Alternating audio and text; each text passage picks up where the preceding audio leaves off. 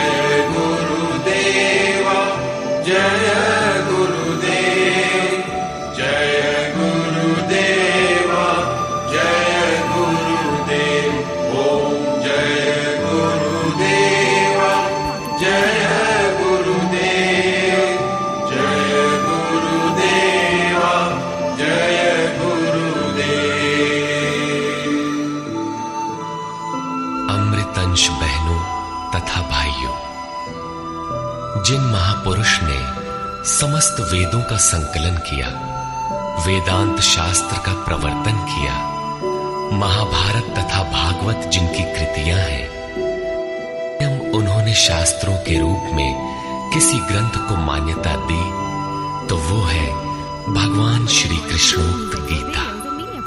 तरह तरह की पूजा पद्धतियां परस्पर विरोधी संगठन धर्म के नाम पर प्रचलित है, जबकि धर्म का लक्ष्य है एक परमात्मा की शोध। कल्याण स्वरूप वो परमात्मा एक है, उसे प्राप्त करने की निश्चित क्रिया का पालन धर्म है। जब परमात्मा एक है, उसे प्राप्त करने की क्रिया एक है, तो बहुत से पंथ क्यों? इसके समाधान के लिए प्रस्तुत है यथार्थ गीता का भावांश, ये गीता कैसेट। धर्म के सरल स्वरूप और उसकी प्राप्ति हेतु निर्धारित क्रिया का क्रमबद्ध तथा पूर्ण विवरण योगेश्वर श्री कृष्णोक्त गीता है। विश्व के प्रत्येक महापुरुष ने जो कुछ भी साधन बताया है, वो सब का सब तथा अनेक गोपनीय स्थितियों का स्पष्टीकरण अकेले गीता में है। इसलिए संपूर्ण मानव जाति के कल्याण का अतर्क शास्त्र गीता है।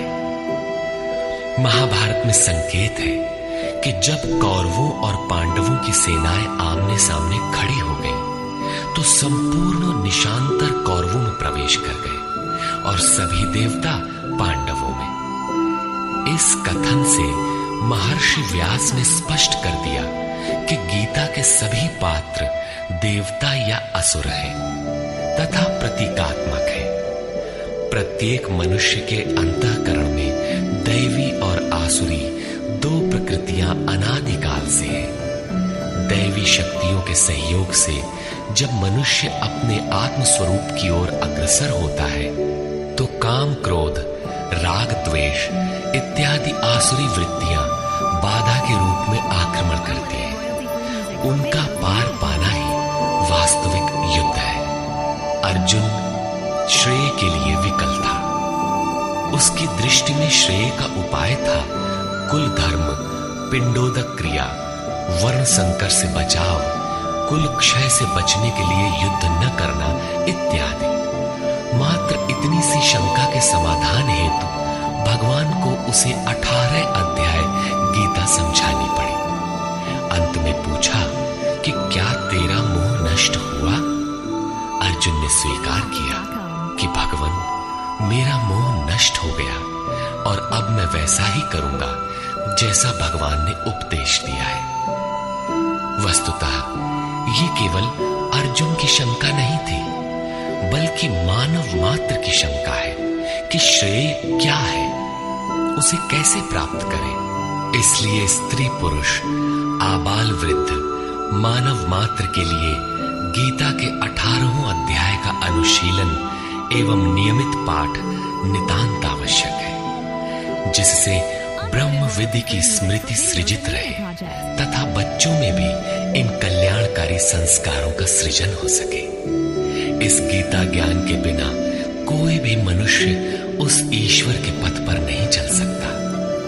अक्षय सुख, शाश्वत शांति, लोक में समृद्धि तथा मूल शंका समाधान हेतु इन कैसेटों का संकलन किया गया है।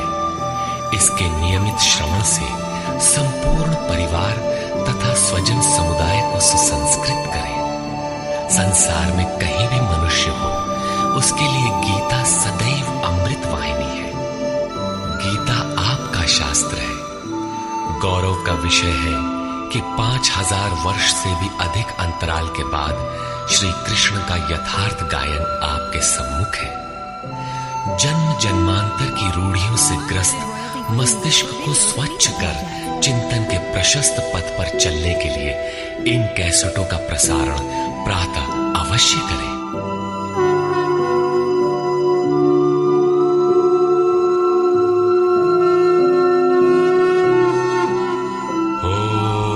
ओम श्री परमात्मने नमः।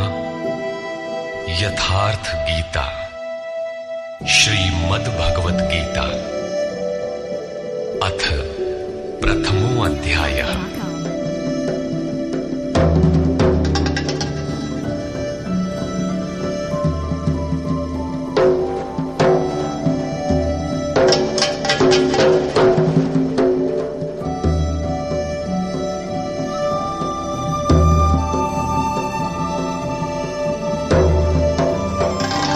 धृतराष्ट्र उवाच।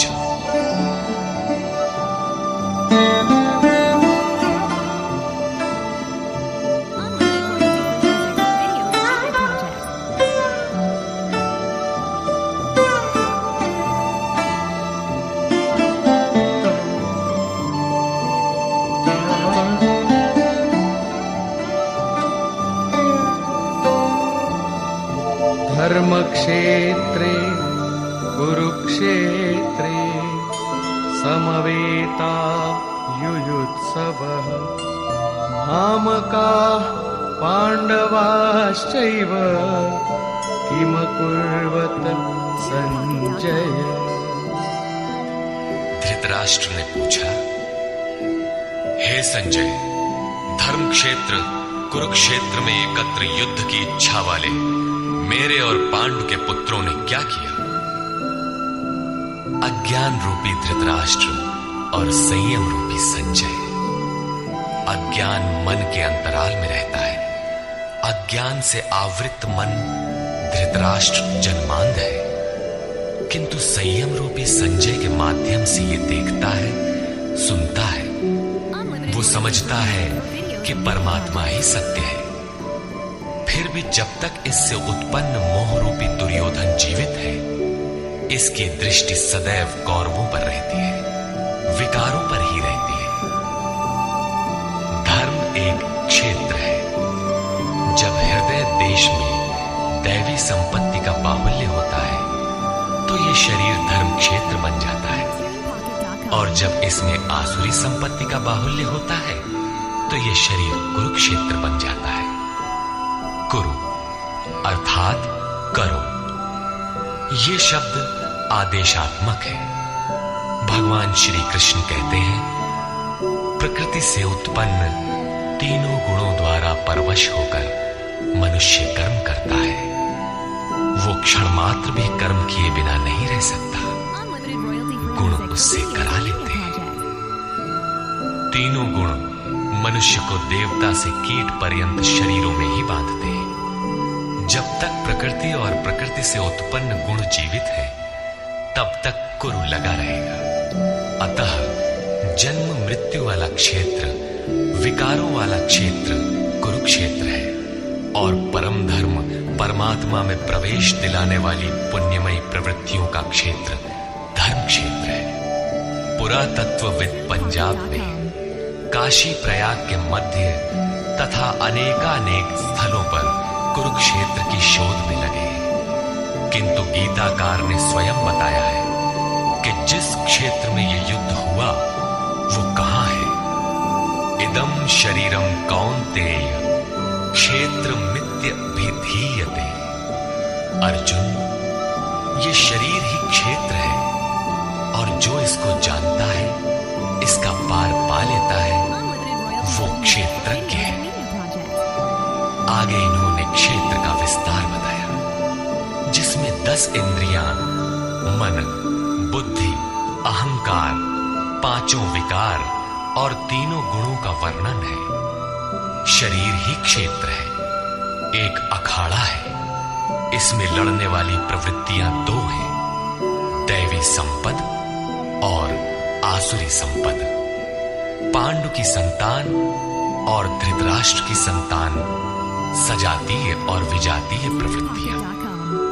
अनुभवी महापुरुष की शरण जाने पर इन दोनों प्रवृत्तियों में संघर्ष का सूत्रपात होता है। ये क्षेत्र क्षेत्रज्ञ का संघर्ष है और यही वास्तविक युद्ध है। विश्व युद्धों से इतिहास भरा पड़ा है, किंतु उनमें जीतने वालों को भी शाश्वत विजय नहीं मिलते। ये तो आपसी बदले हैं।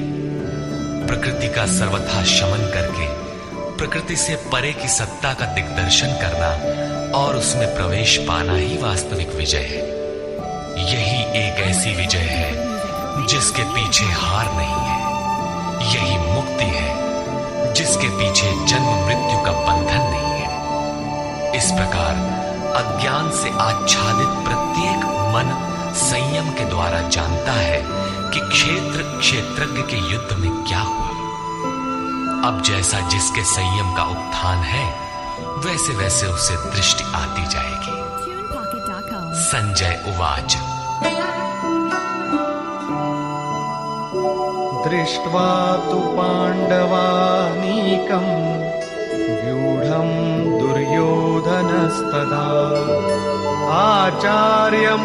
आचार्यमुपसंगम्य राजा वचनमब्रवीत्।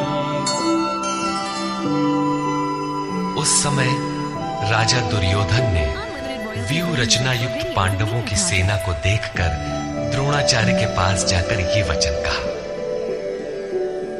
द्वैत के आचरण ही द्रोणाचार्य है।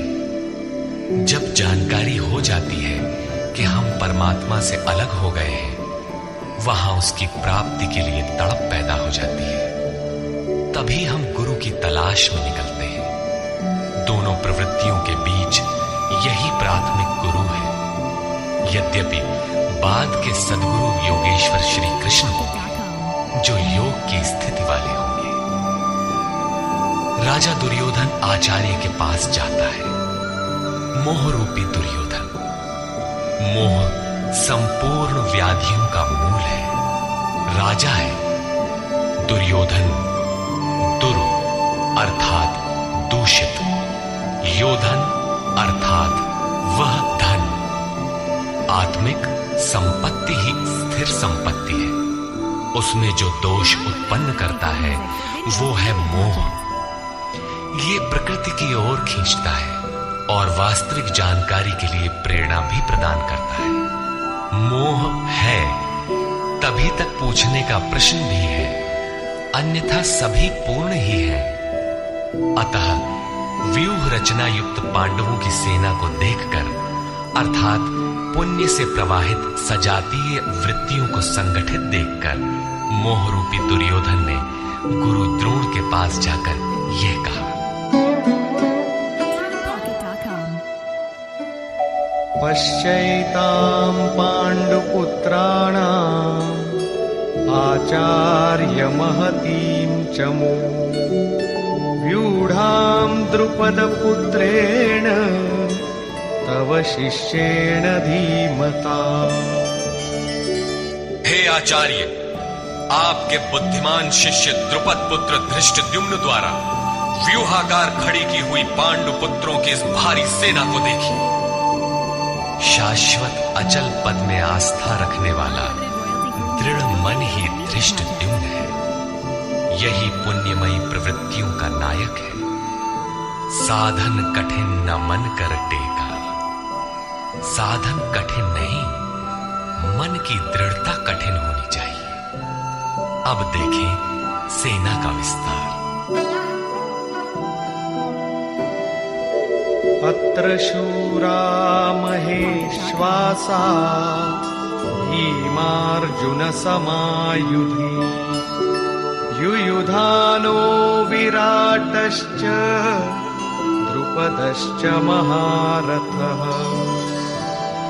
इस सेना में महेशवासा, महान ईश में वास दिलाने वाले भाव रूपी भीम, अनुराग रूपी अर्जुन के समान बहुत से शूरवीर, जैसे सात्विकता रूपी सात्यकी, विराट सर्वत्र ईश्वरी प्रवाह की धारणा, महारथी राजा द्रुपद अर्थात अचल स्थिति, तथा दृष्टकेतुश्चेकितानः काशीराजश्च वीर्यवान् पुरुजित् कुन्तिभोजश्च शैब्यश्च नरपुङ्गवः। दृष्टकेतु दृढ़ कर्तव्य, चेकितानः जहां भी जाए वहां से चित्त को खींचकर इष्ट में स्थिर करना, काशीराजः काया रूपी काशी में ही वो साम्राज्य है, पुरजित स्थूल सूक्ष्म और कारण शरीरों पर विजय दिलाने वाला पुरजित, कुंती भोजः कर्तव्य से भव पर विजय, नरों में श्रेष्ठ शैव्य अर्थात सत्य व्यवहार, युधामन्युश्च विक्रान्तः उत्तमौजाश्च वीर्यवान् सौभद्रो द्रौपदेयाश्च सर्व एव महारथाः।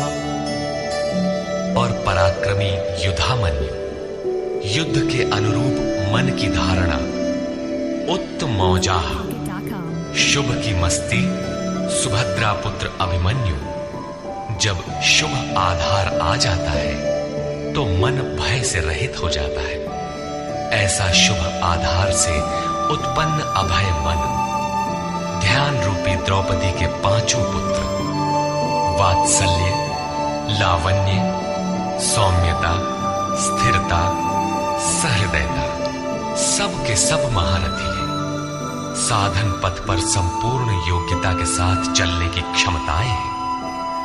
इस प्रकार दुर्योधन ने पांडव पक्ष के 15-20 नाम गिनाए, जो दैवी संपद के महत्वपूर्ण अंग है। विजातीय प्रवृत्ति का राजा होते हुए भी मोह ही सजातीय प्रवृत्तियों को समझने के लिए बाध्य करता है। दुर्योधन अपना पक्ष संक्षेप में कहता है, यदि कोई बाह्य युद्ध होता तो अपनी फौज बढ़ा चढ़ा कर गिनाता, विकार कम गिनाए गए क्योंकि उन पर विजय पाना है, वे नाशवान हैं। केवल 5-7 विकार बताए गए जिनके अंतराल में संपूर्ण बहिर्मुखी प्रवृत्ति विद्यमान है, जैसे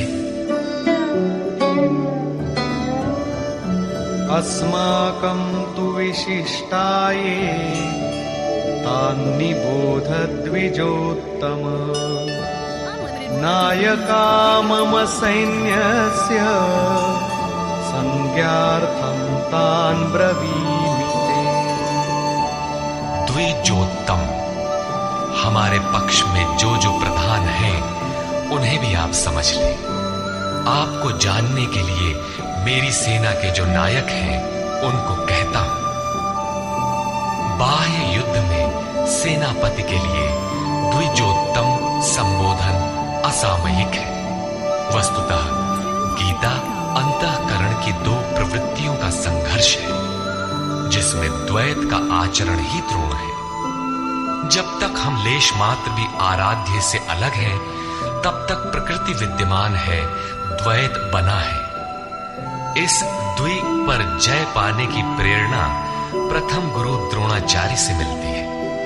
अधूरी शिक्षा ही पूर्ण जानकारी के लिए प्रेरणा प्रदान करती है। वो पूजा स्थली नहीं, वहां शौर्य सूचक संबोधन होना चाहिए। विजातीय प्रवृत्ति के नायक कौन कौन है?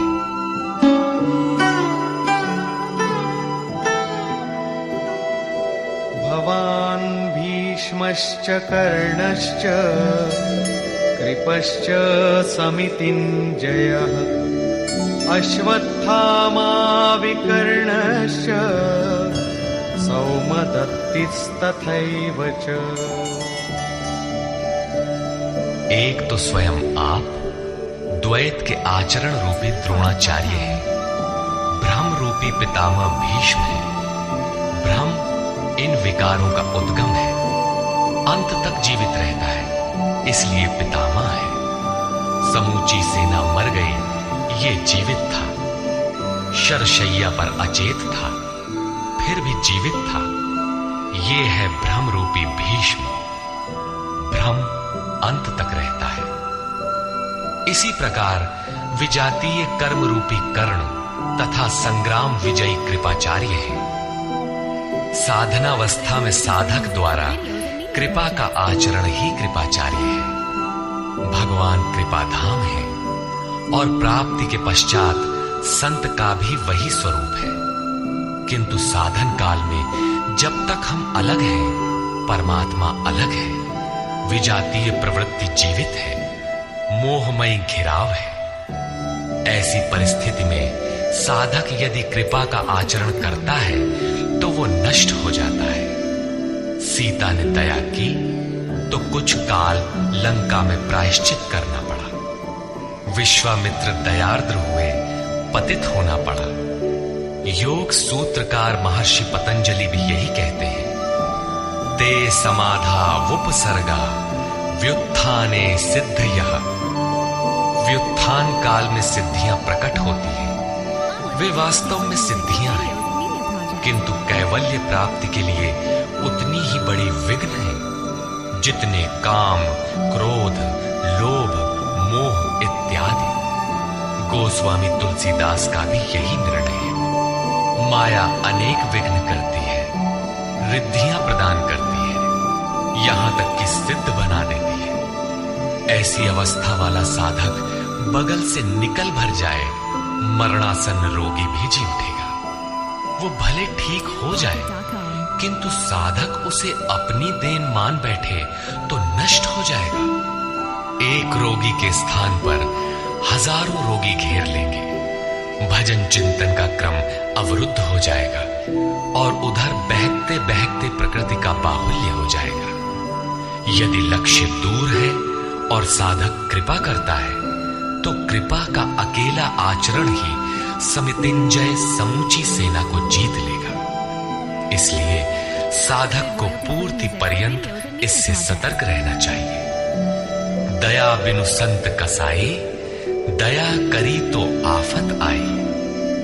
लेकिन अधूरी अवस्था में यह विजातीय प्रवृत्ति का दुर्धर्ष योद्धा है। इसी प्रकार आसक्ति रूपी अश्वत्थामा, विकल्प रूपी विकर्ण और भ्रममयी श्वास ही भूरिश्रवा है। ये सभी बहिर्मुखी प्रवाह के नायक हैं।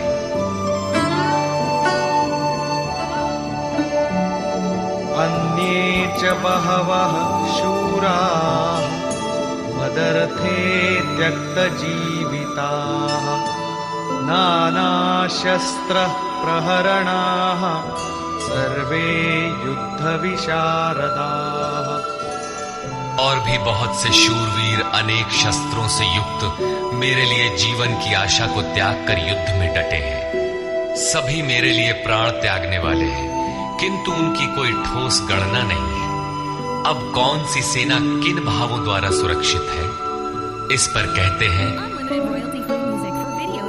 अपर्याप्तं तदस्माकं बलं भीष्माभिरक्षितम् पर्याप्तं त्विदमेतेषां बलं भीमाभिरक्षितम्। भीष्म द्वारा रक्षित हमारी सेना सब प्रकार से अजेय है और भीम द्वारा रक्षित इन लोगों की सेना जीतने में सुगम है। पर्याप्त और अपर्याप्त जैसे श्लिष्ट शब्द का प्रयोग दुर्योधन की आशंका को व्यक्त करता है। अतः देखना है कि भीष्म कौन सी सत्ता है जिस पर कौरव निर्भर करते हैं, तथा भीम कौन सी सत्ता है जिस पर दैवी संपद संपूर्ण पांडव निर्भर है। दुर्योधन अपनी व्यवस्था देता है कि अयनेषु च सर्वेषु यथा भागमवस्थिताः भीष्ममेवाभिरक्षन्तु भवन्तः सर्व एव हि।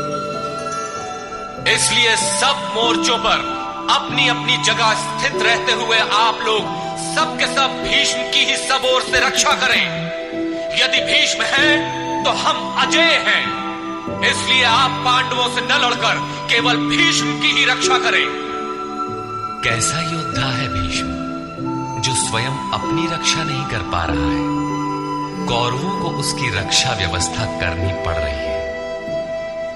ये कोई बाह्य योद्धा नहीं, ब्रह्म ही भीष्म है। जब तक ब्रह्म जीवित है तब तक विजातीय प्रवृत्तियां कौरव अजेय है। अजेय का ये अर्थ नहीं कि जिसे जीता ही ना जा सके, बल्कि अजेय का अर्थ दुर्जय है, जिसे कठिनाई से जीता जा सकता हो। महा अजय संसार रिपु जीत सकई सो वीर। यदि भ्रम समाप्त हो जाए तो अविद्या अस्तित्वहीन हो जाए। मोह इत्यादि जो आंशिक रूप से बचे भी हैं, शीघ्र ही समाप्त हो जाएंगे। भीष्म की इच्छा मृत्यु थी, इच्छा ही भ्रम है। इच्छा का अंत और भ्रम का मिटना एक ही बात है। इसी को संत कबीर ने सरलता से कहा, इच्छा काया इच्छा माया इच्छा जग उपजाया। कह कबीर जे इच्छा विवर्जित ताका पार न पाया। जहां भ्रम नहीं होता वो अपार और अव्यक्त है। इस शरीर के जन्म का कारण इच्छा है, इच्छा ही माया है और इच्छा ही जगत की उत्पत्ति का कारण है। सो कामयत तदैक्षत बहुश्याम प्रजायेय इति। कबीर कहते हैं, जो इच्छाओं से सर्वथा रहित हैं, तिनका पार न पाया। वे अपार अनंत असीम तत्व में प्रवेश पा जाते हैं। यो कामो निष्काम आप्त काम आत्म कामो न तस्य प्राणा उत्क्रामन्ति ब्रह्मवसन ब्रह्माप्येति। जो कामनाओं से रहित आत्मा में स्थिर आत्म स्वरूप है, उसका कभी पतन नहीं होता। वो ब्रह्म के साथ एक हो जाता है। आरंभ में इच्छाएं अनंत होती हैं और अंततोगत्वा परमात्म प्राप्ति की इच्छा शेष रहती है। जब ये इच्छा भी पूरी हो जाती है तब इच्छा भी मिट जाती है। यदि उससे भी बड़ी कोई वस्तु होती तो आप उसकी इच्छा अवश्य करते। जब उससे आगे कोई वस्तु है ही नहीं तो इच्छा किसकी होगी। जब प्राप्त होने योग्य कोई वस्तु अप्राप्त न रह जाए तो इच्छा भी समूल नष्ट हो जाती है और इच्छा के मिटते ही ब्रह्म का सर्वथा अंत हो जाता है। यही भीष्म की इच्छा मृत्यु है। भीम द्वारा रक्षित इन लोगों की सेना जीतने में सुगम है। भाव रूपी भीम भावे विद्यते देवः। भाव में वो क्षमता है कि अविदित परमात्मा भी विदित हो जाता है। भाववस्य भगवान सुख निधान करुणा अयन। श्री कृष्ण ने इसे श्रद्धा कहकर संबोधित किया है। भाव में वो क्षमता है कि भगवान को भी वश में कर लेता है। भाव से ही संपूर्ण पुण्यमयी प्रवृत्ति का विकास है। ये पुण्य का संरक्षक है तो इतना बलवान कि परम देव परमात्मा को संभव बनाता है, किंतु साथ ही इतना कोमल भी है कि आज भाव है तो कल अभाव में बदलते देर नहीं लगती। इष्ट में लेश मात्र भी त्रुटि प्रतीत होने पर भाव डगमगा जाता है।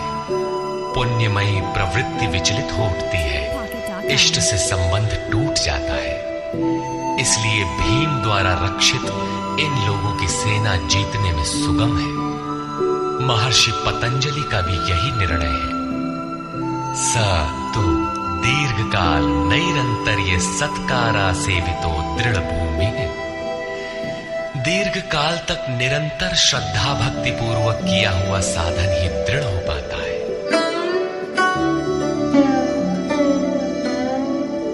तस्य संजनयन् हर्षं कुरु वृद्धः पितामहः सिंहनादं विनद्योच्चैः शंखं दध्मौ प्रतापवान्।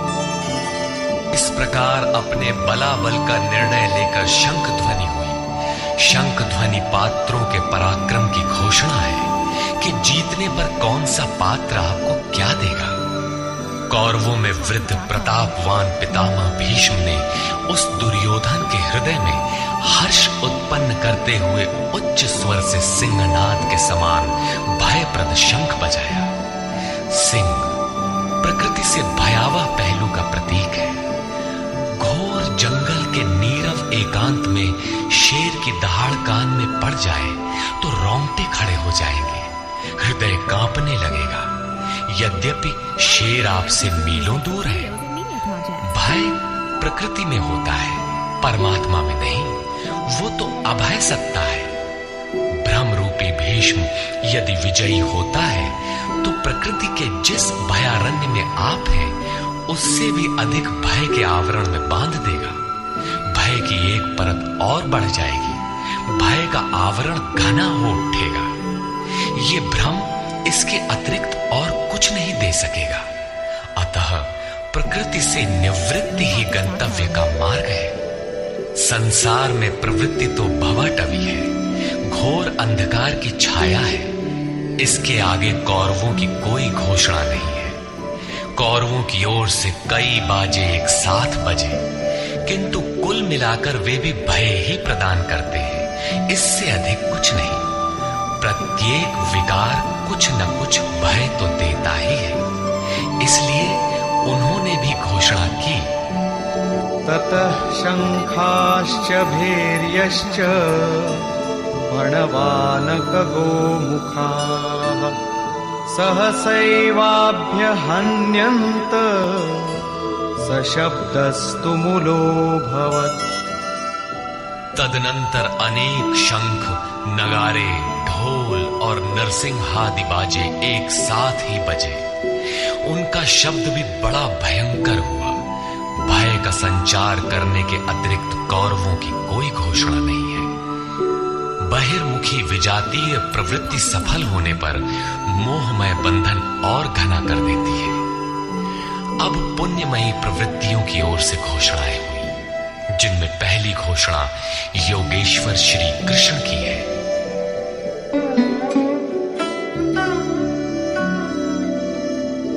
ततः श्वेतैर्हयैर्युक्ते महती स्यन्दने स्थितौ माधवः पाण्डवश्चैव दिव्यौ शंखौ प्रदध्मतु। इसके उपरांत श्वेत घोड़ों से युक्त, जिनमें लेश मात्र कालिमा दोष नहीं है, श्वेत सात्विक निर्मलता का प्रतीक है। महति स्यन्दने, महान रथ पर बैठे हुए योगेश्वर श्री कृष्ण और अर्जुन ने भी अलौकिक शंख बजाए। अलौकिक का अर्थ है लोकों से परे, मृत्युलोक, देवलोक, ब्रह्मलोक। जहां तक जन्म मरण का भय है, उन समस्त लोकों से परे पारलौकिक, पारमार्थिक स्थिति प्रदान करने की घोषणा योगेश्वर श्री कृष्ण की है। सोने चांदी काठ का रथ नहीं, रथ अलौकिक, शंख अलौकिक, अतः घोषणा भी अलौकिक ही है। लोकों से परे एकमात्र ब्रह्म है, सीधा उससे संपर्क स्थापित कराने की घोषणा है। वे कैसे ये स्थिति प्रदान करेंगे?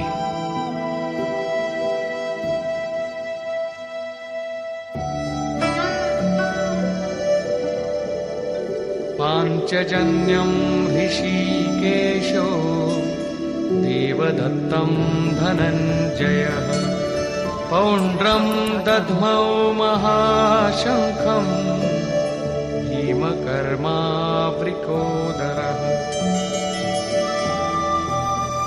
ऋषिकेश जो हृदय के सर्वस्व ज्ञाता है, उन कृष्ण ने 5 जन्य शंख बजाया। पांचों ज्ञानेंद्रियों को पंच तन्मात्राओं शब्द, स्पर्श, रूप, रस, गंध के रसों से समेटकर अपने जन भक्त की श्रेणी में ढालने की घोषणा की। विकराल रूप से बहकती हुई इंद्रियों को समेटकर उन्हें अपने सेवक की श्रेणी में खड़ा कर देना हृदय से प्रेरक सद्गुरु की देन है। श्री कृष्ण एक योगेश्वर सद्गुरु थे। शिष्यस्तेहम्, भगवान मैं आपका शिष्य हूं। बाह्य विषय वस्तुओं को छोड़कर ध्यान में इष्ट के अतिरिक्त दूसरा न देखें, दूसरा न सुने, न दूसरे का स्पर्श करें। ये सद्गुरु के अनुभव संचार पर निर्भर करता है। देवदत्तम धनंजय, दैवी संपत्ति को अधीन करने वाला अनुराग ही अर्जुन है। इष्ट के अनुरूप लगाव जिसमें विरह, वैराग्य, अश्रुपात हो। गदगद गिरा नयन बह नीरा, रोमांच हो। इष्ट के अतिरिक्त अन्य विषय वस्तु का लेश मात्र टकराव न होने पाए, उसी को अनुराग कहते हैं। यदि ये सफल होता है तो परम देव परमात्मा में प्रवेश दिलाने वाली दैवी संपत्ति पर आधिपत्य प्राप्त कर लेता है। इसी का दूसरा नाम धनंजय भी है। एक धन तो बाहरी संपत्ति है जिससे शरीर निर्वाह की व्यवस्था होती है। आत्मा से इसका कोई संबंध नहीं है। इससे परे स्थिर आत्मिक संपत्ति ही निज संपत्ति है।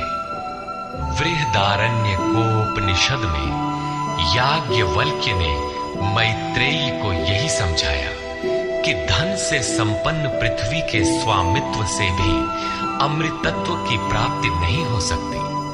उसका उपाय आत्मिक संपत्ति है। भयानक कर्म वाले भीमसेन ने पौंड्र अर्थात प्रीति नामक महाशंख बजाया। भाव का उद्गम और निवास स्थान हृदय है, इसलिए इसका नाम वृकोदर है।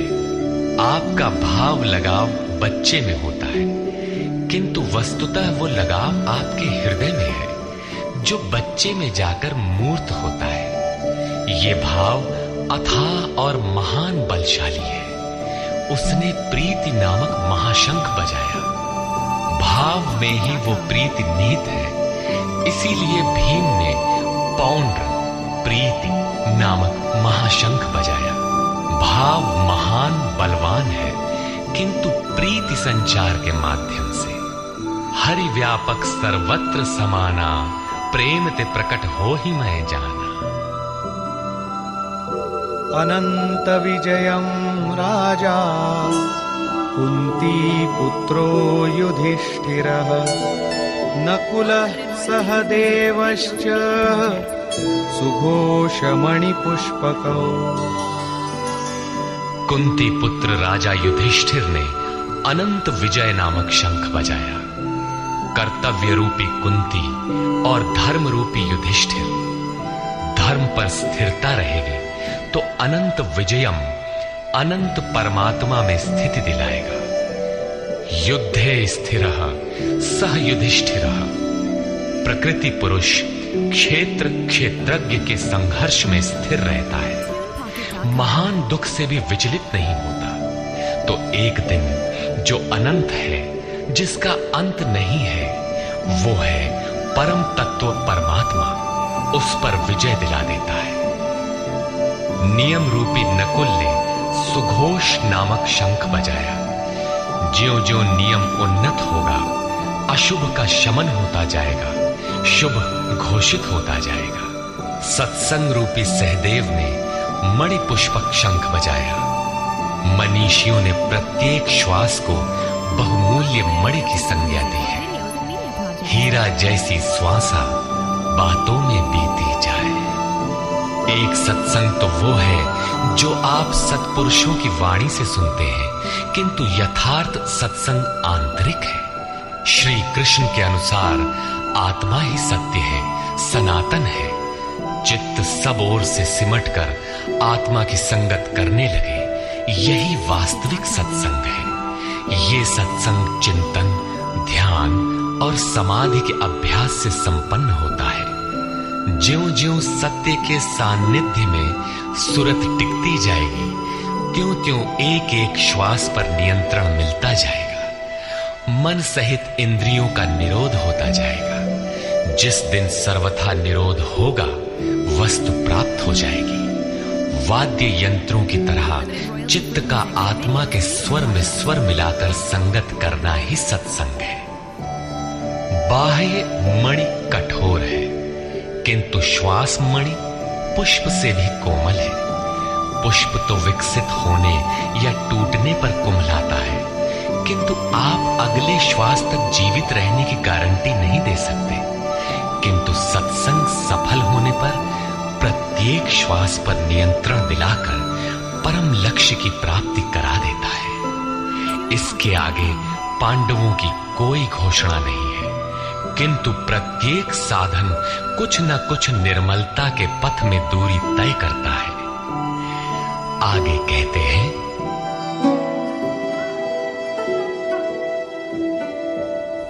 काश्यश्च परमेश्वासः शिखण्डी च महारथः धृष्टद्युम्नो विराटश्च सात्यकिश्चापराजितः।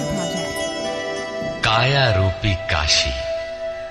पुरुष जब सब ओर से मन सहित इंद्रियों को समेटकर काया में ही केंद्रित करता है, तो परमेश्वासः परम ईश में वास का अधिकारी हो जाता है। परम ईश में वास दिलाने में सक्षम काया ही काशी है। काया में ही परम ईश का निवास है। परमेश्वास का अर्थ श्रेष्ठ धनुष वाला नहीं, बल्कि परम धन ईश धन वास है। शिखा सूत्र का त्याग ही शिखंडी है।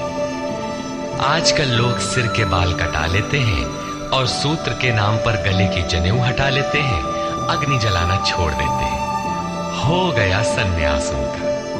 नहीं, वस्तुतः शिखा लक्ष्य का प्रतीक है जिसे आपको पाना है, और सूत्र है संस्कारों का। जब तक आगे परमात्मा को पाना शेष है, पीछे संस्कारों का सूत्रपात लगा हुआ है, तब तक त्याग कैसा, सन्यास कैसा? अभी तो चलने वाले पथिक हैं। जब प्राप्तव्य प्राप्त हो जाए, पीछे लगे हुए संस्कारों की डोर कट जाए, ऐसी अवस्था में ब्रह्म सर्वथा शांत हो जाता है। इसलिए शिखंडी ही ब्रह्म रूपी भीष्म का विनाश करता है। शिखंडी चिंतन पथ की विशिष्ट योग्यता है, महारथी है। धृष्टद्युम्न दृढ़ और अचल मन तथा विराटः सर्वत्र विराट ईश्वर का प्रसार देखने की क्षमता इत्यादि दैवी संपद के प्रमुख गुण हैं। सात्विकता ही सात्य की है। सत्य के चिंतन की प्रवृत्ति अर्थात सात्विकता यदि बनी है, तो कभी गिरावट नहीं आने पाएगी। इस संघर्ष में पराजित नहीं होने देगी। द्रुपदो द्रौपदेयाश्च सर्वशः पृथिवीपते सौभद्रश्च महाबाहुः शंखान् दद्मुः पृथक् पृथक्। अचल पददायक द्रुपद और ध्यान रूपी द्रौपदी के पांचों पुत्र सहृदयता, वात्सल्य, लावण्य, सौम्यता इत्यादि साधन में महान सहायक महारथी है, तथा बड़ी भुजा वाला अभिमन्यु, इन सब ने पृथक पृथक शंख बजाए। भुजा कार्यक्षेत्र का प्रतीक है। जब मन भय से रहित हो जाता है तो उसकी पहुंच दूर तक हो जाती है। हे राजन, इन सबने अलग अलग शंख बजाए। कुछ न कुछ दूरी सभी तय कराते हैं। इनका पालन आवश्यक है, इसलिए इनके नाम गिनाए। इसके अतिरिक्त कुछ दूरी ऐसी भी है जो मन बुद्धि से परे है। भगवान स्वयं ही अंतःकरण में विराज कर तय कराते हैं। इधर दृष्टि बनकर आत्मा से खड़े हो जाते हैं और सामने स्वयं खड़ा होकर अपना परिचय करा लेते हैं। सघोषोधार्तराष्ट्राणां हृदयानि व्यदारयत्। नभश्च पृथिवीं चैव तुमुलो व्यनुनादयन्। उस घोर शब्द ने आकाश और पृथ्वी को भी शब्दायमान करते हुए धृतराष्ट्र पुत्रों के हृदय विदीर्ण कर दिए। सेना तो पांडवों की ओर भी थी, किंतु हृदय विदीर्ण हुए धृतराष्ट्र पुत्रों के। वस्तुतः पांचजन्य दैवी शक्ति पर आधिपत्य, अनंत पर विजय, अशुभ का शमन और शुभ की घोषणा धारावाही होने लगे तो कुरुक्षेत्र आसुरी संपद, बहिर्मुखी प्रवृत्तियों का हृदय विदीर्ण हो जाएगा। उनका बल शनैः शनैः क्षीण होने लगता है।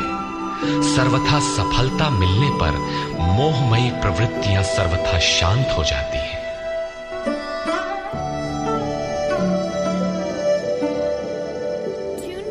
अथ व्यवस्थितान् दृष्ट्वा धार्तराष्ट्रान् कपिध्वजः प्रवृत्ते शस्त्रसम्पाते धनुरुद्यम्य पाण्डवः। ऋषिकेशं तदा वाक्यम् इदमाह महीपते।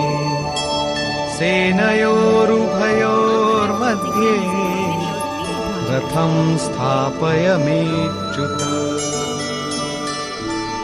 संयम रूपी संजय ने अज्ञान से आवृत्त मन को समझाया कि हे राजन, उसके उपरांत कपिध्वज, वैराग्य रूपी हनुमान, वैराग्य ही ध्वज है जिसका। ध्वज राष्ट्र का प्रतीक माना जाता है। कुछ लोग कहते हैं ध्वजा चंचल थी, इसलिए कपिध्वज कहा गया, किंतु नहीं। यहां कपि साधारण बंदर नहीं, स्वयं हनुमान थे, जिन्होंने मान अपमान का हनन किया था। सममान निरादर आदर ही। प्रकृति की देखी सुनी वस्तुओं से, विषयों से राग का त्याग ही वैराग्य है। अतः वैराग्य ही जिसकी ध्वजा है, उस अर्जुन ने व्यवस्थित रूप से धृतराष्ट्र पुत्रों को खड़े देखकर शस्त्र चलने की तैयारी के समय धनुष उठाकर ऋषिकेशम, जो हृदय के सर्वस्व ज्ञाता है, उन योगेश्वर श्री कृष्ण से ये वचन कहा, हे अच्युत, जो कभी च्युत नहीं होता, मेरे रथ को दोनों सेनाओं के बीच खड़ा करिए। यहां सारथी को दिया गया आदेश नहीं, इष्ट सदगुरु से की गई प्रार्थना है। किस लिए खड़ा करें?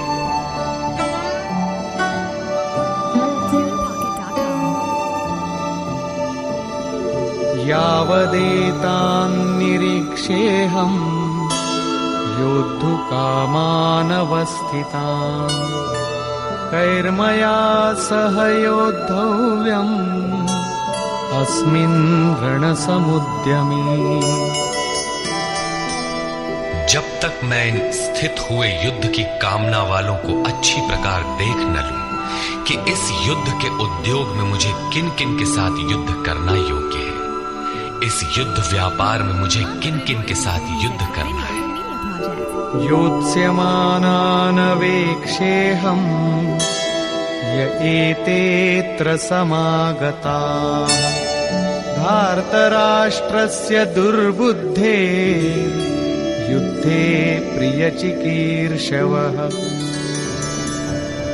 दुर्बुद्धि दुर्योधन का युद्ध में कल्याण चाहने वाले जो ये राजा लोग इस सेना में आए हैं, उन युद्ध करने वालों को मैं देखूंगा, इसलिए खड़ा करे। मोह रूपी दुर्योधन, मोहमयी प्रवृत्तियों का कल्याण चाहने वाले जो राजा इस युद्ध में आए हैं, उनको मैं देख लूं। संजय उवाच।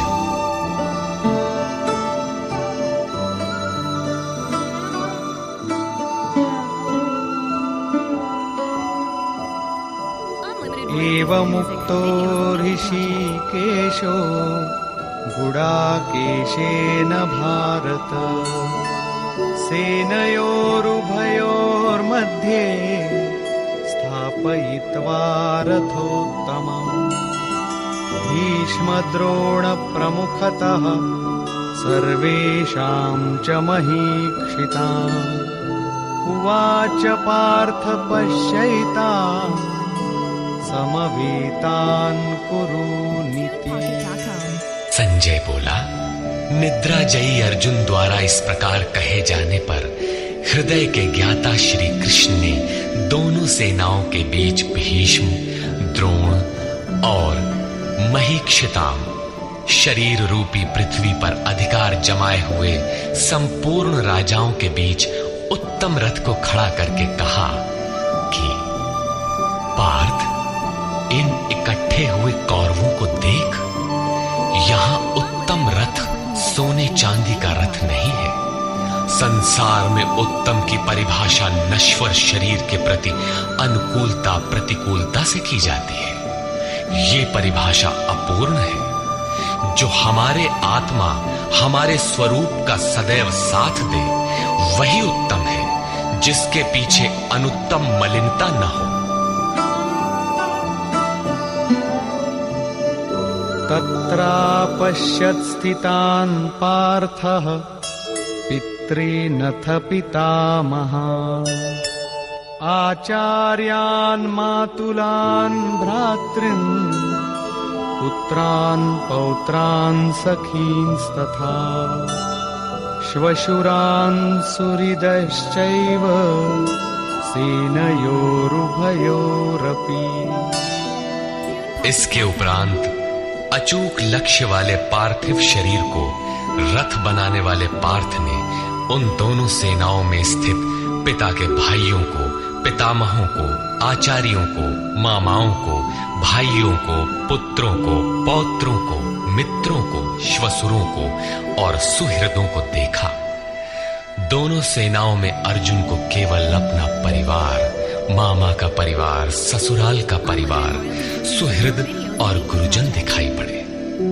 प्रचलित गणना के अनुसार 18 अक्षौहिणी 2.5-3 अरब के लगभग होता है, जो आज के विश्व की जनसंख्या के समकक्ष है। इतने मात्र के लिए यदा कदा विश्व स्तर पर आवास खाद्य समस्या बन जाती है। इतना बड़ा जन समूह अर्जुन के 3-4 रिश्तेदारों का परिवार मात्र था। क्या इतना बड़ा भी किसी का परिवार होता है? कदापि नहीं। ये हृदय देश का चित्रण है। तान् समीक्ष्य स कौन्तेयः सर्वान् बन्धूनवस्थितान् कृपया परयाविष्टो विषीदन्निदमब्रवीत्। इस प्रकार खड़े हुए उन संपूर्ण बंधुओं को देखकर अत्यंत करुणा से आवृत वो कुंती पुत्र अर्जुन शोक करता हुआ बोला। अर्जुन उवाच।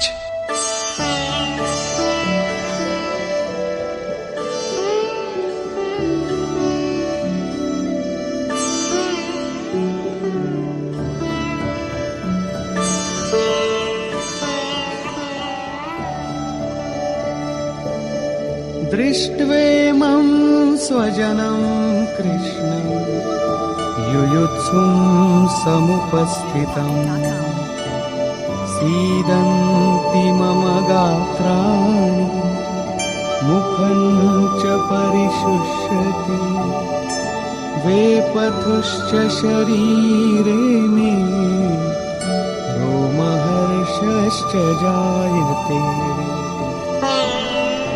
हे कृष्ण, इस युद्ध की इच्छा वाले खड़े हुए स्वजन समुदाय को देखकर मेरे अंग शिथिल हुए जाते हैं, मुख सूखा जाता है और मेरे शरीर में कंप तथा रोमांच हो रहा है।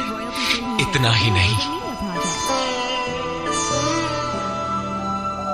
गांडीवं स्रंसते हस्तात् त्वक्चैव परिदह्यते न च शक्नोम्यवस्थातुं भ्रमतीव च मे मनः। हाथ से गांडीव गिरता है, त्वचा भी जल रही है। अर्जुन को ज्वर सा हो आया, संतप्त हो उठा कि ये कैसा युद्ध है जिसमें स्वजन ही खड़े हैं। अर्जुन को भ्रम हो गया। वो कहता है, अब मैं खड़ा रह पाने में भी अपने को असमर्थ पा रहा हूं, अब आगे देखने की सामर्थ्य नहीं है। निमित्तानि च पश्यामि विपरीतानि केशव न च श्रेयोनुपश्यामि हत्वा स्वजनमो भवे। हे केशव, इस युद्ध का लक्षण भी विपरीत ही देखता हूं। युद्ध में अपने कुल को मारकर परम कल्याण भी नहीं देखता हूं। कुल को मारने से कल्याण कैसे होगा?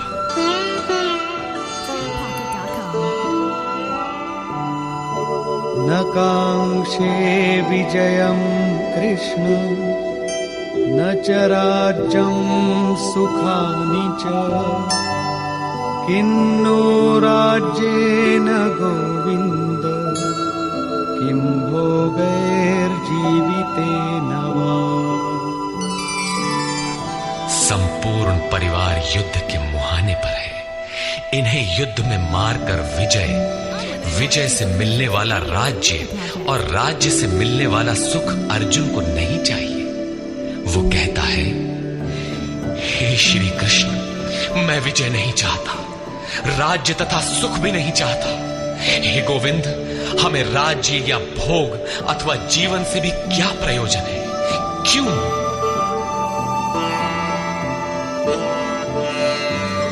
येषामर्थे काङ्क्षितं नो राज्यं भोगाः सुखानि च तैमेव स्थिता युद्धे प्राणान् त्यक्त्वा धनानि च। हमें जिनके लिए राज्य भोग और सुखादिक इच्छित है, वे ही परिवार जीवन की आशा त्याग कर युद्ध के मैदान में खड़े। हमें राज्य इच्छित था तो परिवार को लेकर, भोग सुख और धन की पिपासा थी तो स्वजन और परिवार के साथ उन्हें भोगने की थी। किंतु जब सब के सब प्राणों की आशा त्याग कर खड़े हैं तो मुझे सुख राज्य या भोग नहीं चाहिए। ये सब इन्हीं के लिए प्रिय थे। इनसे अलग होने पर हमें इनकी आवश्यकता नहीं है। जब तक परिवार रहेगा तब तक ये वासनाएं भी रहती हैं। झोपड़ी में रहने वाला भी अपने परिवार, मित्र और स्वजन को मारकर विश्व का साम्राज्य स्वीकार नहीं करेगा। अर्जुन यही कहता है कि हमें भोग प्रिय थे, विजय प्रिय थी, किंतु जिनके लिए थी, जब वे ही नहीं रहेंगे तो भोगों से क्या प्रयोजन? इस युद्ध में मारना किसे है?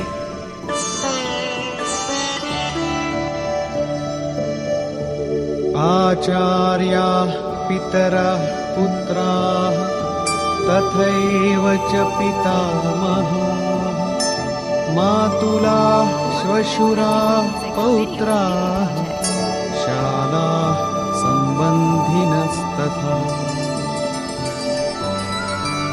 इस युद्ध में ताऊ, चाचे, लड़के और इसी प्रकार दादा, मामा, श्वसुर, पोते, साले तथा समस्त संबंधी ही हैं।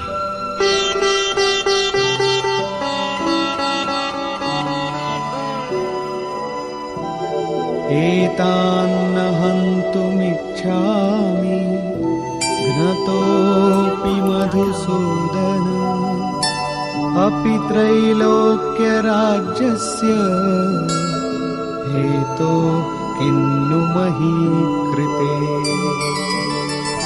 हे मधुसूदन, मुझे मारने पर भी अथवा 3 लोक के राज्य के लिए भी मैं इन सबको मारना नहीं चाहता। फिर पृथ्वी के लिए कहना ही क्या। 18 अक्षौहिणी सेना में अर्जुन को अपना परिवार ही दिखाई पड़ा। इतने अधिक स्वजन वास्तव में क्या है? वस्तुतः अनुराग ही अर्जुन है। भजन के आरंभ में प्रत्येक अनुरागी के समक्ष यही समस्या रही है। सभी चाहते हैं कि हम भजन करें, उस परम सत्य को पालें, किंतु किसी अनुभवी सद्गुरु के संरक्षण में कोई अनुरागी जब क्षेत्रज्ञ के संघर्ष को समझता है कि हमें किन से लड़ना है, तो वो हताश हो जाता है। वो चाहता है कि हमारे पिता का परिवार, ससुराल का परिवार, मामा का परिवार, सुहृद, मित्र और गुरुजन साथ रहे, सभी सुखी रहे और इन सब की व्यवस्था करते हुए हम परमात्म स्वरूप की प्राप्ति भी कर लें। किंतु जब वो समझता है कि आराधना में अग्रसर होने के लिए परिवार छोड़ना होगा, इन संबंधों का मोह समाप्त करना होगा, तो वो अधीर हो उठता है। पूज्य महाराज जी कहा करते थे, मरना और साधु होना बराबर है। साधु के लिए सृष्टि में दूसरा कोई जीवित है भी, किंतु घर वालों के नाम पर कोई नहीं है। यदि कोई है तो लगाव है। मोह समाप्त कहां हुआ? जहां तक लगाव है, उसका पूर्ण त्याग, उस लगाव के अस्तित्व मिटने पर ही उसकी विजय है। इन संबंधों का प्रसार ही तो जगत है, अन्यथा जगत में हमारा क्या है? तुलसीदास कहे चिद विलास जग बूझत बूझत बूझ है। मन का प्रसार ही जगत है। योगेश्वर कृष्ण ने भी मन के प्रसार को ही जगत कहकर संबोधित किया। जिसने इसके प्रभाव को रोक लिया, उसने चराचर जगत ही जीत लिया। इहैव तैर्जितः सर्गो येषां साम्ये स्थितम मनः। केवल अर्जुन धीर था ऐसी बात नहीं है। अनुराग सबके हृदय में है। प्रत्येक अनुरागी अधीर होता है, उसे संबंधी याद आने लगते हैं। पहले वो सोचता था कि भजन से कुछ लाभ होगा तो ये सब सुखी होंगे, इनके साथ रहकर उसे भोगेंगे। जब ये साथ ही नहीं रहे तो सुख लेकर क्या करेंगे? अर्जुन की दृष्टि राज्य सुख तक ही सीमित थी। वो त्रिलोकी के साम्राज्य को ही सुख की पराकाष्ठा समझता था। इसके आगे भी कोई सत्य है, इसकी जानकारी अर्जुन को अभी नहीं है। निहत्य धार्तराष्ट्रान्नः का प्रीति स्याज्जनार्दन पापमेवाश्रयेदस्मान् अत्वैतानाततायिनः। हे जनार्दन, धृतराष्ट्र के पुत्रों को मारकर भी हमें क्या प्रसन्नता होगी? जहां धृतराष्ट्र अर्थात धृष्टता का राष्ट्र है, उससे उत्पन्न मोह रूपी दुर्योधन इत्यादि को मारकर भी हमें क्या प्रसन्नता होगी? इन आतताइयों को मारकर हमें पाप ही तो लगेगा। जो जीवन यापन के तुच्छ लाभ के लिए अनीति अपनाता है, वो आतताई कहलाता है।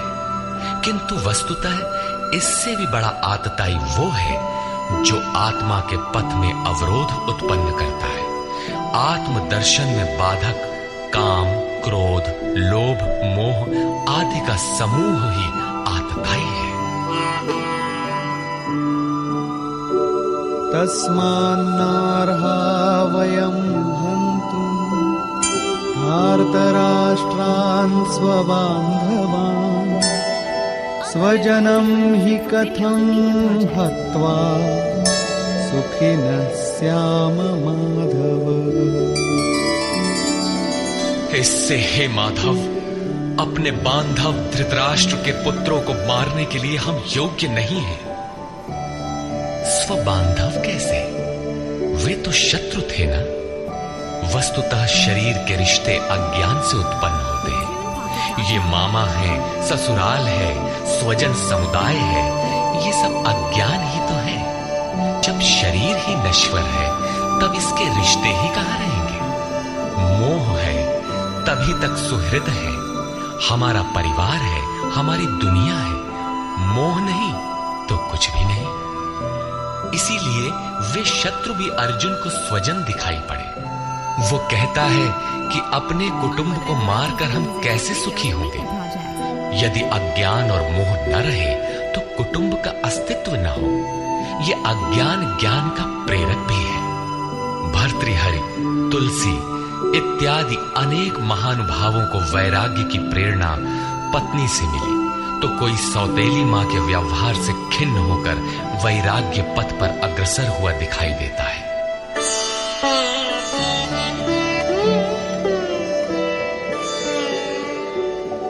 यद्यप्येतेन पश्यन्ति लोभोपहत चेतसः कुलक्षयकृतं दोषं मित्रद्रोहे च पातकम्।